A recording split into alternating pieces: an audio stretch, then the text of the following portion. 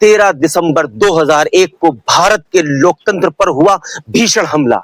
भारत जैसा लोकतंत्र जिसके संसद भवन के अंदर 9:40 पर जहां घना कोहरा था, घने कोहरे से संसद भवन की दीवारें धुंध सी दिखाई दे रही थी, वहीं अचानक एक सफेद कलर की एम्बेसडर कार आकर रुकती है जिस पर गृह मंत्रालय का एक स्टिकर लगा हुआ है। उसके बाद वहां के सुरक्षा कर्मियों को शक होता है कि ऐसा तो नहीं है कि ये कोई और है इनके पास। उसने पास मांगे, सुरक्षा कर्मियों ने पास मांगे, किंतु पास उनको नहीं दिखाया गया। उसके बाद सुरक्षा कर्मियों ने जैसे ही तलाशी लेने की कोशिश की तो एम्बेसडर का गेट खुला और उसके बाद अंधाधुंध फायरिंग शुरू हो गई। ग्रेनेड फेंके गए, ग्रेनेडों से हमला हुआ। 45 मिनट तक सीआरपीएफ ने मोर्चा संभाला और ऐसा भीषण हमला लोकतंत्र पर पहली बार हुआ कि संसद भवन के अंदर हमला किया गया। 45 मिनट तक सीआरपीएफ ने, पुलिस ने मोर्चा लिया और उसमें भारत माता के 9 जवान सपूत शहीद हो गए और 5 आतंकवादियों को मारकर गिरा दिया गया। लेकिन 45 मिनट के उस हमले ने पूरे देश को झकझोर दिया, देश की आत्मा को झकझोर दिया। 13 दिसंबर का वह भीषण हमला जिसमें सीआरपीएफ और पुलिस ने अपनी जान की बाजी लगाते हुए सारे सांसदों को सुरक्षित स्थानों पर पहुंचाया और उनकी जिम्मेदारी को संभाला कि कोई भी सांसद पर कुछ भी ऐसा ना हो जिससे भारत की गरिमा को ठेस पहुंचे। इस हमले ने देश की अंतरात्मा को झकझोर कर रख दिया।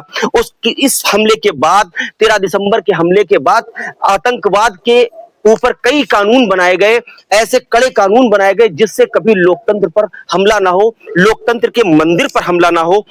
13 दिसंबर की इस घटना के बाद 15 दिसंबर को 4 लोगों की गिरफ्तारी की गई, जिसमें अफजल गुरु, SR गिलानी, शौकत अली, अफसान गुरु, 4 लोगों को गिरफ्तारी की गई। 4 लोगों की गिरफ्तारी के बाद उनके ऊपर मुकदमा चलाया गया। 9 फरवरी 2013 को अफजल गुरु को फांसी दे दी गई और शौकत अली, जिनको मृत्युदंड दिया गया था, उनकी सजा घटाकर 10 वर्ष कर दी गई और 2 लोगों को इससे बाहर कर दिया गया। इस घटना में मुख्य आरोपी अफजल गुरु को माना गया।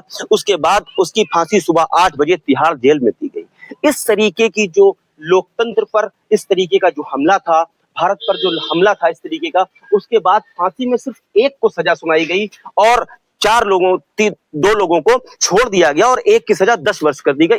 इस घटना को आज 24 वर्ष पूरे हो चुके हैं, लेकिन 24 वर्षों में भी इस घटना से हम लोगों को डर लगता है, देश के लोकतंत्र को डर लगता है, क्योंकि सिर्फ बात हमले की नहीं थी, बात ये थी, ये हमला लोकतंत्र पर था, लोकतंत्र के मंदिर पर था, जहां पर संसद भवन के अंदर प्राइम मिनिस्टर अटल बिहारी वाजपेयी मौजूद थे, सोनिया गांधी मौजूद थी।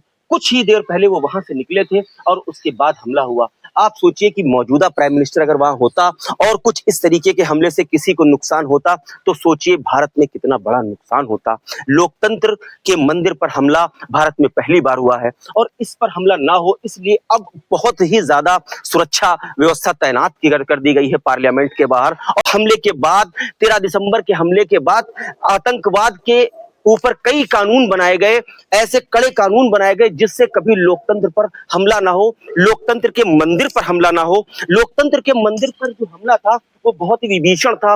भारत माता के 9 जवानों को, 9 सपूतों को शहीद कर दिया गया, जिसमें पुलिसकर्मी भी शामिल थे, जिसमें सीआरपीएफ के लोग भी शामिल थे, जिसमें वहां पे सुरक्षा गार्ड भी शामिल थे। वो 9 लोग, उनका सिर्फ कसूर इतना था कि वो भारत माता के लिए अपनी जान देने के लिए तत्पर थे। उन्होंने अपनी जान को दे के भारत माता के लोकतंत्र को बचाया, भारत के लोकतंत्र को बचाया। इससे ये साबित होता है कि सिर्फ जंग सीमा पर ही नहीं, भारत के अंदर भी है। लोकतंत्र पर हमला कहीं भी हो सकता है और उसको बचाव करने के लिए हमारी भारत माता के सपूत खड़े हुए हैं प्रहरी बनकर।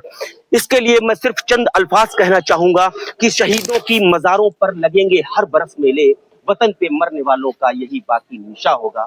जय हिंद, जय भारत।